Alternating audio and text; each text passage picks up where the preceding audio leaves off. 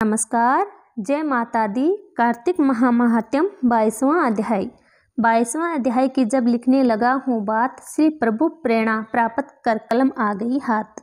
राजा पृथु ने नारद जी से पूछा, हे देव ऋषि, कृपया आप अब मुझे ये बताएं कि वंदा को मोहित करके विष्णु जी ने क्या किया और फिर वह कहाँ गई। जब देवताओं स्तुति कर मौन हो गए तब शंकर जी ने सब देवताओं से कहा, हे ब्रह्मा आदि देवताओं, जलंधर तो मेरा ही अंश था, उसे मैंने तुम्हारे लिए नहीं मारा है। ये मेरी सांसारिक लीला थी, फिर भी आप लोग सत्य कहिए कि इसे आप सुखी हुए या नहीं।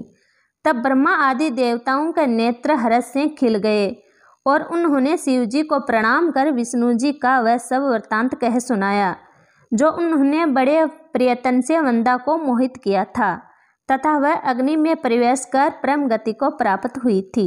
देवताओं ने यह भी कहा कि तभी से वंदा की सुंदरता पर मोहित हुए विष्णु उनकी चिता की राख लपेटे इधर उधर घूमते हैं। आप उन्हें समझाइए, क्योंकि यह सारा चराचर आपके अधीन है। देवताओं से यह सारा वृत्तांत सुन शंकर जी ने उन्हें अपनी माया समझाई और कहा कि उसी से मोहित विष्णु भी काम के वश में हो गए हैं। परंतु महादेवी उमा त्रिदेवियों की जननी, सबसे परे वह मूल प्रगति परम मनोहर और वही गिरिजा भी कहलाती है। अंत एवं विष्णु का मोह दूर करने के लिए आप सब उनकी शरण में जाइए। शंकर जी की आज्ञा से सब देवता मूल प्रगति को प्रसन्न करने चले।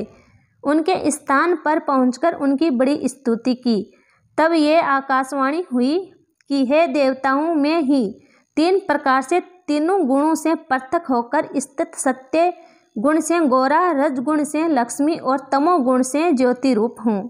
अंत एवं अब आप लोग मेरी रक्षा के लिए उन देवियों के पास जाओ तो वे तुम्हारे मनोरथ को पूर्ण कर देगी। यह सब सुनकर देवता भगवती के वाक्य का आदर करते हुए गौरी, लक्ष्मी और सरस्वती को प्रणाम करने लगे। सब देवताओं ने भक्ति पूर्वक उन सब देवियों की प्रार्थना की। उस स्तुति से तीनों देवियां प्रकट हो गई। सभी देवताओं ने खुश होकर निवेदन किया। तब उन देवियों ने कुछ बीज देकर कहा, इसे ले जाकर बो दो तो तुम्हारे सब कार्य सिद्ध हो जाएंगे। ब्रह्मा आदि देवता उन बीजों को लेकर विष्णु जी के पास गए। वंदा की चिता भूमि में डाल दिया। उसे धात्री, मालती और तुलसी प्रकट हुई। विद्यार्थी के बीज से धात्री, लक्ष्मी के बीज से मालती और गौरी के बीज से तुलसी प्रकट हुई। विष्णु जी ने ज्यों ही उन स्त्री रूप वाली वनस्पतियों को देखा तो वे उठ बैठे।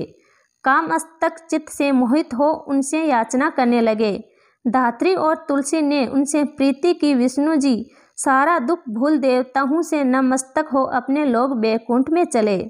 वह पहले की तरह सुखी होकर शंकर जी का स्मरण करने लगे। यह आख्याता शिव जी की भक्ति देने वाला है। 22वां अध्याय समाप्त। अगर मेरी कहानी अच्छी लगी है तो आप मेरे चैनल को सब्सक्राइब कीजिए, वीडियो को लाइक कीजिए। जय श्री हरि विष्णु।